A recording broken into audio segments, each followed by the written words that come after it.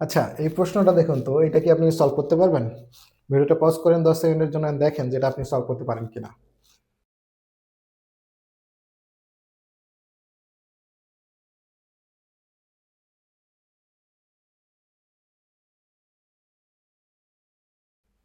তো প্রশ্নে বলা হচ্ছে which sentence has the retained object.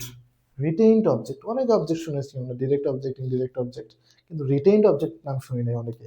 হ্যাঁ, ম্যাক্সিমাম স্টুডেন্ট আমরা শুনিনি। আজকে আমরা এটা সলভ করবো, যেটা বিউপিতে এসেছিল 24-25 সালে। ঠিক আছে, তো যে কোনো ধরনের এক্সামে আসতেই পারে, competitive exam like BCS bank and other exams.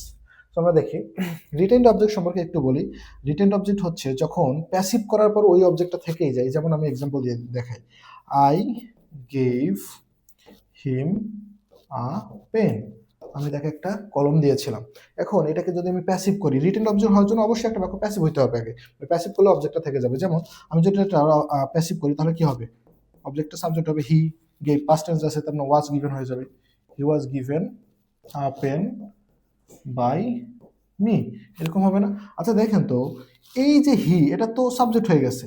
Written মানে তো ওখানে থেকে যায় না সে, কিন্তু আপেন আগে অবজেক্ট ছিল, এখনো আর অবজেক্ট, তার মানে আপেনটা থেকে গেল। এই যে থেকে গেল, এটার নামে হচ্ছে written object.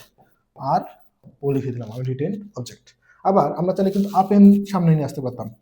আপেন was given to me, sorry me, to him by me. এবার দেখেন তো, আপেন সামনে চলে আসছে, এবার কি এবার কি আছে? হিম কিন্তু রয়ে গেছে। এবার কিন্তু হিম রয়ে গেছে, তার মানে তখন বলা হবে হিমকে আমরা রিটেন অবজেক্ট বলবো। ঠিক আছে, তার মানে যে অবজেক্টটা প্যাসিভ করার পরও অবজেক্টের জায়গায় থেকে যায়, সেটার নামই হচ্ছে রিটেইনড অবজেক্ট। এখন তাহলে আমরা দেখি তো এখানে প্যাসিভ সেন্টেন্স কোনটা। এটা কোনো প্যাসিভ সেন্টেন্স না। By the way, passive sentence কিভাবে চিনবো? মনে রাখবেন, বি ভার্ব থাকবে আর একটা ভি থ্রি থাকবে, তাহলে সেই বাক্যটা 100% প্যাসিভ। প্যাসিভ চেনার অনেকে বলে যে বাই থাকতে হবে, এটা থাকতে হবে, এটা থাকতে হবে, না, জাস্ট একটা রুল মনে রাখবেন, একটা যদি বি ভার্ব থাকে, একটা যদি ভি থ্রি থাকে, তাহলে সেই সেন্টেন্সটা প্যাসিভ। ওকে, এখানে বি ভার্ব ভি থ্রি নাই, এখানে নাই, এখানে নাই, তার মানে এগুলো হওয়ার প্রশ্নই আসে না। তাহলে দেখেন, he was elected chairman by us. ঠিক আছে, যেমন উই ইলেক্টেড হিম চেয়ারম্যান, বাক্যটা ছিল এরকম, উই ইলেক্টেড হিম চেয়ারম্যান। এখন এটাকে প্যাসিভ করে নিয়ে আসা হয়েছে, he was elected chairman by us. তার মানে চেয়ারম্যান আগেও অবজেক্ট ছিল, এখন অবজেক্ট আছে, এই যে থেকেই গেল অবজেক্ট হিসেবে, এই জন্য এর নাম কি? Retained object.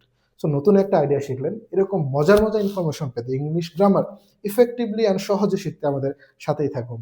Thank you so much.